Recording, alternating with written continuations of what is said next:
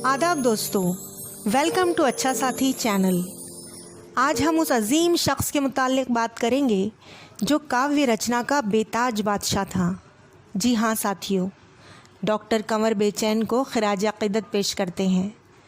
Doctor Kanwar बेचैन जैसा हीरा हमने हाल ही में खो दिया। यूँ तो हमने 2020 में बहुत से अजीम फ़नकारों को खो दिया है और आज 21 ने भी हमें गमज़दा ही किया है। अपनी नस्ल और नस्ल नौ की रहनुमाई डॉक्टर कंवर बेचैन ने अपनी काव्य रचना की मदद से बखूबी अंजाम दी है।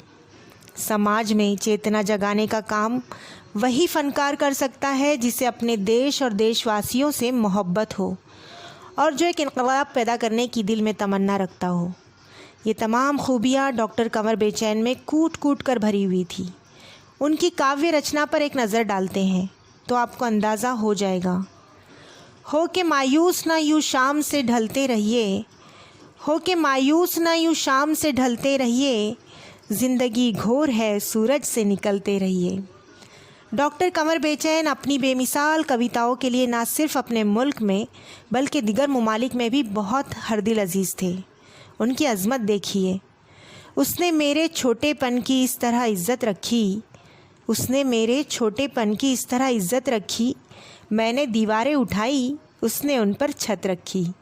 क्यों हथेली की लकीरों से आगे हैं उंगलियां, क्यों हथेली की लकीरों से आगे हैं उंगलियां, रब ने भी किस्मत से आगे आपकी मेहनत रखी। वो इंसानों को बेदार करने का काम इस तरह करते कि किसी भी काम को करने की अच्छाइयाँ पहले आती। जिस तरह बच्चे को गोदी लो तो बाहें पहले आती हैं। उनकी कुछ खूबसूरत तख्लीक़ात। नदी बोली समंदर से मैं तेरे पास आई हूँ, नदी बोली समंदर से मैं तेरे पास आई हूँ, मुझे भी गा मेरे शायर मैं तेरी ही रुबाई हूँ। मुझे ऊंचाइयों का अकेलापन वो नहीं भाया, लहर होते हुए भी तो मेरा आंचल नहीं लहराया। सच में उन्हें कलम की दुनिया का अनमोल सितारा से तशबीह दी जाती थी। वो जिस कवि सम्मेलन में जाते अपनी खुश अखलाक़ी और ज़िंदा दिली की बातों से महफ़िल की रौनक बढ़ा देते। वो अपने एहसासात की तर्जुमानी कुछ इस तरह करते। अपने आंचल को भिगोती ही चली जाती है, अपने आंचल को भिगोती ही चली जाती है, ज़िंदगी रोई तो रोती ही चली जाती है। इन कामों में देर ना कीजिए साहब, देर होती है तो होती ही चली जाती है। कंवर बेचैन साहब का जन्म उत्तर प्रदेश के मुरादाबाद ज़िले के उमरी गांव में 1942 में हुआ। इतने छोटे से कस्बे में रहते हुए भी उन्होंने लोगों के दिलों पर राज किया है। सबसे ज़्यादा पसंदीदा कविता उनकी आपको सुनाऊं।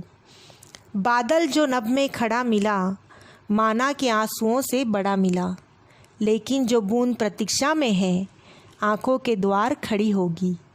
आकार भले ही छोटा हो, बादल से बहुत बड़ी होगी। और आगे सुनिए। रोज़ जब घूमने जाता हूँ, नीम की पत्तियाँ चबाता हूँ, जितनी कड़वाहटें हैं दुनिया में, मैं उन्हीं को दवा बनाता हूँ। वो बहुत ही हसास और जज्बाती तबीयत के इंसान थे। हमेशा दूसरों के दुख दूर करने की बातें किया करते और अपनी कविताओं में भी यही बयान करते। सुख का सूरज बताकर दिल में पॉजिटिव सोच पैदा करना उनकी ज़िंदगी का मकसद था। सबकी बात न माना कर ख़ुद को भी पहचाना कर, सबकी बात न माना कर ख़ुद को भी पहचाना कर, दुनिया में जीना है तो कुछ अमृत पीना है तो अपनी और निशाना कर, सबकी बात न माना कर। कहाँ तक इस अजीम शख्सियत की खूबियाँ गिनवाई जाए। मैंने उन्हें दिल की गहराइयों से खिराज अक़ीदत पेश करती हूँ। अपनी बात इस शेर पर ख़त्म करती हूँ। एक दिन मौत आएगी, सबको आज नहीं तो कल है। किसी की खातिर मर जाना ये बात बड़ी मुश्किल है। मरकर भी ज़िंदा रहता है वही तो ज़िंदा दिल है, क्योंकि ज़िंदगी ज़िंदा दिली का नाम है, जैसे कि हमारे अजीम शायर Kunwar Bechain. Viewers, stay home, stay safe. शुक्रिया।